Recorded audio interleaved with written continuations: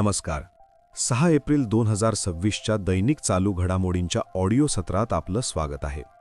आजच्या भागात आपण अणुऊर्जा सुधारणा, GST 2.0 आणि प्रोजेक्ट चेतक यांसारख्या महत्त्वाच्या विषयांवर चर्चा करणार आहोत.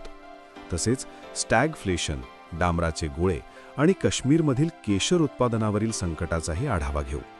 चला तर मग सुरू करूया. अणुऊर्जा क्षेत्रातील सुधारणा. भारताच्या अणुऊर्जा क्षेत्राचे परिवर्तन. आपण भारताच्या अणुऊर्जा क्षेत्रातील मोठ्या बदलांबद्दल जाणून घेऊया. सरकारने डिसेंबर 2025 मध्ये शांती विधेयक मंजूर करून 1962चा जुना कायदा रद्द केला आहे. भारताचे उद्दिष्ट 2047 पर्यंत 100 गिगावॅट अणुऊर्जा क्षमता गाठण्याचे आहे. सध्या भारताची क्षमता केवळ 8.8 गिगावॅट असून ती एकूण वीज निर्मितीच्या फक्त 3% आहे. विशेष म्हणजे भारताचा अणुभट्टी बांधणीचा खर्च जागतिक स्तरावर सर्वात कमी आहे. अणुऊर्जेची गरज आणि सरकारी पुढाकार. पोलाद आणि सिमेंट उद्योगासाठी स्थिर ऊर्जा पुरवठा म्हणून अणुऊर्जा आवश्यक आहे.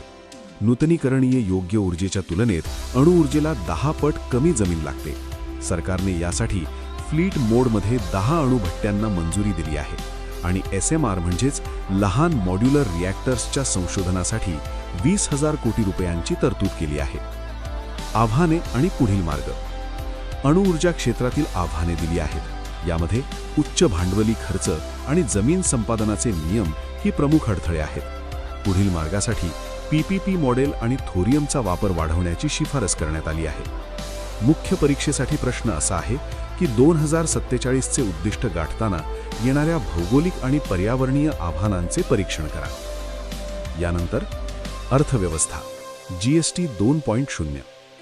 GST 2.0 ची गरज. आपण GST मधील सुधारणांकडे वळूया. न्यायमूर्ती कुरियन जोसेफ समितीने संघराज्य संतुलन राखण्यासाठी GST 2.0 ची शिफारस केली आहे. 2025 मधील सुधारणांनुसार आता 5%, 18% आणि 40% अशी साधी 3 स्तरीय कररचना प्रस्तावित आहे.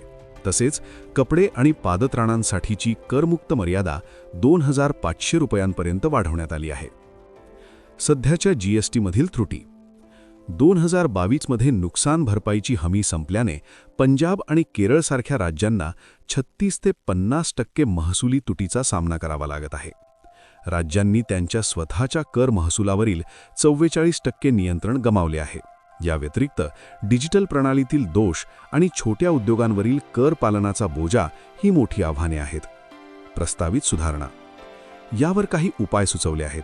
यामध्ये GST परिषदेतील केंद्राचा मतदानाचा वाटा कमी करणे, केंद्र आणि राज्यांमध्ये रोटेशनल अध्यक्षपद ठेवणे आणि राज्यांना त्यांच्या SGST दरांमध्ये लवचिकता देणे यांचा समावेश आहे.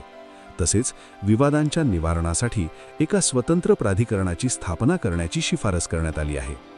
यानंतर सुरक्षा आणि पर्यावरण. प्रोजेक्ट चेतक. आपण प्रोजेक्ट चेतकबद्दल माहिती घेऊया. 4 एप्रिल 2026 रोजी बिकानेर येथे या प्रकल्पाचा 47वा स्थापना दिवस साजरा करण्यात आला. BROद्वारे संचलित हा प्रकल्प राजस्थान, पंजाब आणि गुजरातच्या पश्चिम सीमेवर लष्करी लसद आणि पायाभूत सुविधांचा विकास करतो. सीमा सुरक्षेसाठी येथे 214 किलोमीटर लांबीचा डिच कम बंड उभारण्यात आला आहे. यानंतर स्टॅगफ्लेशन.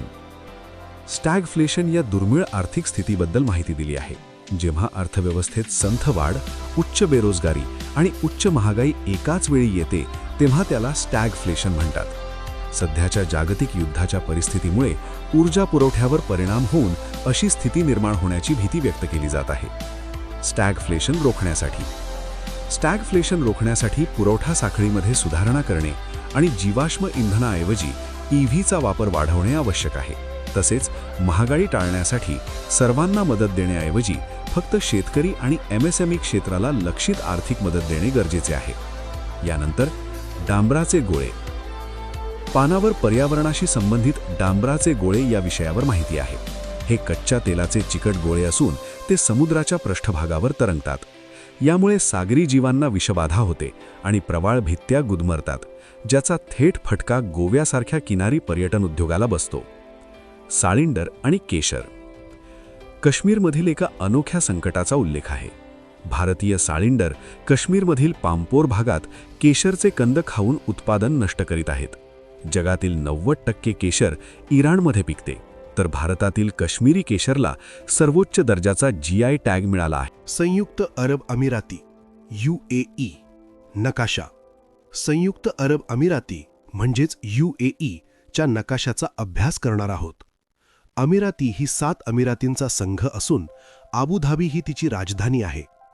भौगोलिकदृष्ट्या UAE च्या उत्तरेला पर्शियन आखात आणि दक्षिणेला ओमान आणि सौदी अरेबियाच्या सीमा आहेत. भारतासाठी हा देश ऊर्जा सुरक्षेच्या दृष्टीने आणि मोठ्या भारतीय डायस्पोरामुळे सामरिकदृष्ट्या अत्यंत महत्त्वाचा आहे. बाबू जगजीवन राम. प्रसंग: 5 एप्रिल रोजी बाबू जगजीवन राम यांची 118वी जयंती साजरी करण्यात आली. ते जवाहरलाल नेहरू यांच्या पहिल्या मंत्रिमंडळातील सर्वात तरुण मंत्री होते. त्यांनी भारताचे उपपंतप्रधान 1977-79 म्हणूनही काम पाहिले.